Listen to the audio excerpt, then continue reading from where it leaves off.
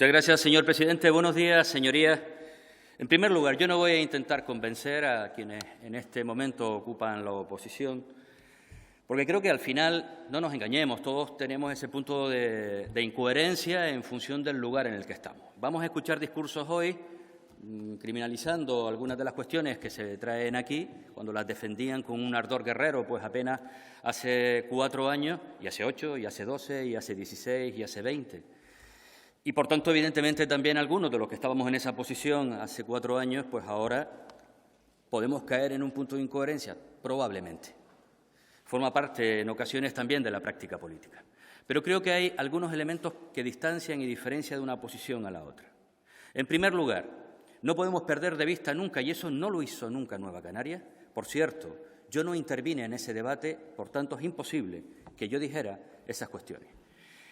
Pero sí que creo que es fundamental que nunca perdamos de vista que un gobierno, cualquier gobierno, tiene una potestad absolutamente amplia y de manera discrecional para conformar su equipo de trabajo. Y el equipo no es solamente la consejería, son las viceconsejerías, las direcciones generales, las estructuras, incluso las gerencias de cada una de las empresas, fundaciones públicas, que conforman al final todo el aparato, todas las herramientas que van a hacer posible llevar a cabo el programa de gobierno. Que el de este Gobierno es un programa de gobierno transformador, tremendamente potente, y que va a la línea de flotación para intentar sacar a Canarias de los lugares de cola en las políticas que de verdad importan a la gente, en las políticas que de verdad impactan a la gente. No olvidemos los 8 ejes, y creo que es importante tenerlos claros, los 8 ejes fundamentales de actuación de este grupo de gobierno. La lucha contra la pobreza y la inclusión social, el fortalecimiento del estado de bienestar, potenciando y mejorando los servicios públicos esenciales, el fomento de la igualdad de género, favorecer el empleo y el crecimiento económico, el desarrollo sostenible y la lucha contra el cambio climático, la regeneración política y una política fiscal justa y suficiente. Digo que es fundamental tener en cuenta todo esto porque en función de las premisas que uno se marca, al final es donde priorizas la acción de gobierno, es donde priorizas los equipos y los perfiles. Y creo que en eso sí que se ha acertado de manera clara. Yo no voy a entrar ahora en la cuestión de sedes porque creo que en eso puede haber un consenso más o menos claro en esta ocasión y yo creo que en la mayoría de las ocasiones, además estatutariamente y por la propia ley de sedes bien reflejado, por un lado, que no podemos sobrepasar las 10 consejerías. Habría que pensarse si también tendríamos que poner algún límite en el Gobierno del Estado para no llegar a situaciones pues que de repente, si en lugar de 4 hay 5 o 6 miembros en un Gobierno, podamos llegar a 40 ministerios. Pero creo que esa fue una decisión acertada en su momento. Y fíjense que se lo dice alguien que para nada defiende el adelgazamiento de las estructuras políticas, salvo que sea necesario por imperativo presupuestario o porque de verdad la estructura, los equipos son suficientes con los que se tienen. Pero ese discurso, que al final es el discurso de la antipolítica, de cuantos menos mejor, en ocasiones es falso. De la misma forma, vuelvo y digo que tener equipos tremendamente amplios y que se dedican solo a retuitear, como sucedió en otras etapas, también a veces es peligroso. Por eso digo que la estructura de este Gobierno es una estructura adaptada a los objetivos fundamentales que se establecieron en su programa de gobierno. Y luego creo que sí que hay unos elementos que son fundamentales y que nosotros ponemos en valor a la hora de la creación de esta estructura de gobierno.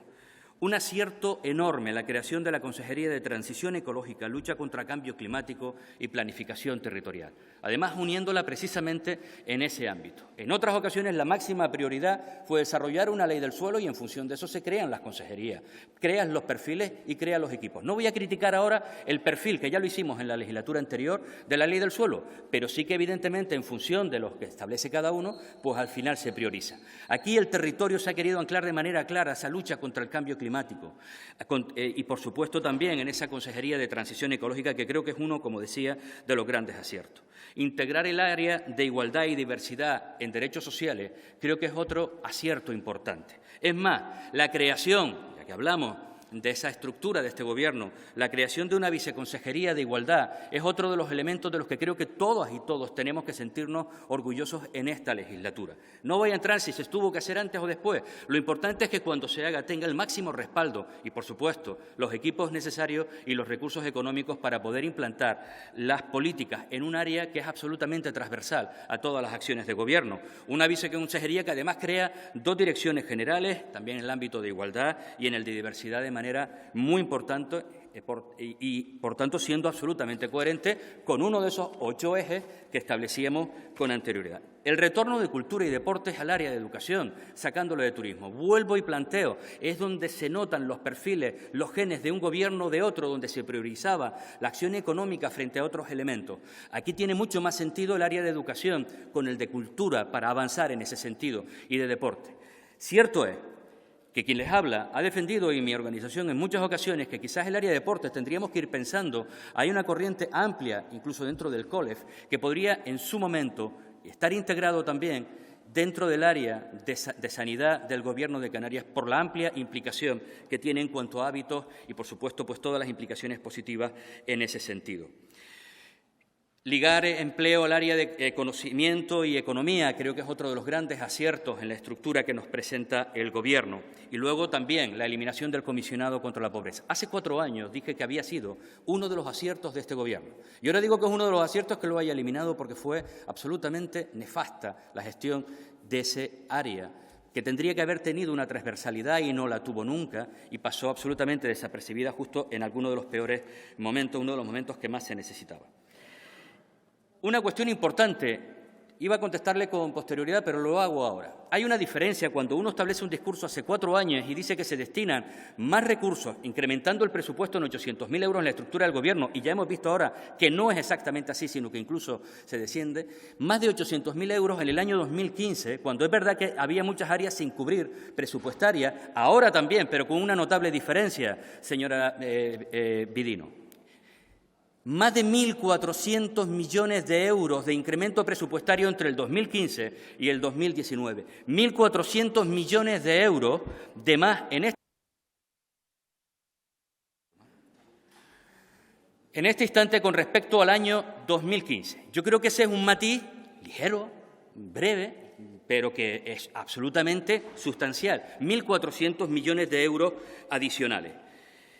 Y luego una cuestión que también para mí es muy importante para nuestro grupo político y es el que se ha mejorado bastante en cuestión de paridad. Hemos pasado de un 66% de cargos públicos entre consejerías, en este caso ahora mismo hay 6 mujeres y 4 hombres, frente a la etapa final del Gobierno anterior con 6 hombres y 4 mujeres, y en todas y cada una de sus estructuras hemos pasado de un 66% y un 34% solo de mujeres a cumplir ahora la paridad. Ojo, insuficiente aún.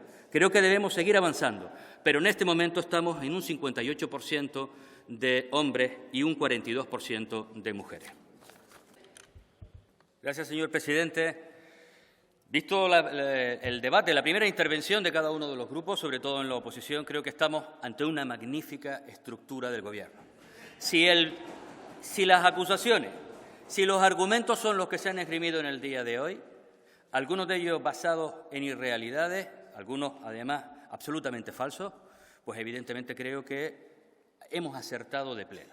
Yo no tenía duda, pero creo además que escuchando su discurso hemos acertado de pleno. Mire, señora Espino, que cuando ustedes gobiernen van a traer, ¿por encima de quién? ¿Del Parlamento? ¿Por encima de quién? ¿De la Junta de Portavoces y en la mesa del Parlamento? Si algunos seguimos aquí, no se lo van a permitir. Primero, ustedes no van a gobernar. Bastante será con que dentro de 4 años sigan existiendo como organización política. Pero que si yo soy Gobierno voy a traer, ¿por encima de quién?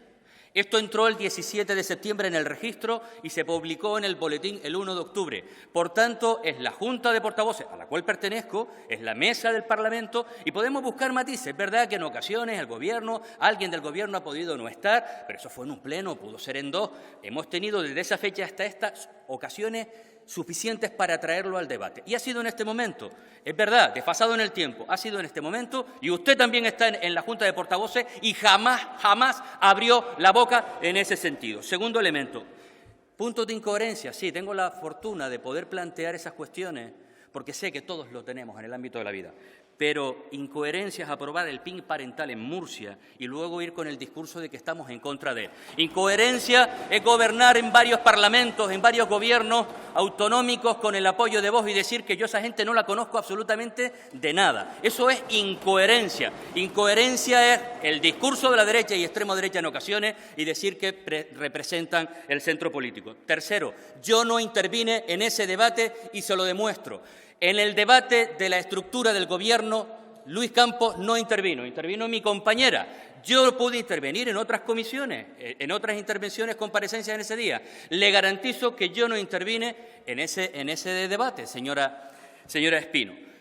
Otra cosa es que yo pueda estar de acuerdo con lo que mi compañera dijo, y estoy de acuerdo, porque además ella no dijo que las sedes estaban en el lugar, que se incumplía la sede. Se dijo que por primera vez en la historia de este Gobierno, de esta democracia aquí en Canarias, la Consejería de Hacienda por primera vez se trajo a Tenerife, donde además casualmente estaba la de Presidencia y donde además eran los titulares el presidente del Gobierno y la vicepresidenta. Por primera vez coincidía todo eso. En definitiva, estamos ante una magnífica estructura del Gobierno. Decirle en 6 meses, sacar el relato de las cosas que no hemos sido capaces de hacer en 6 meses.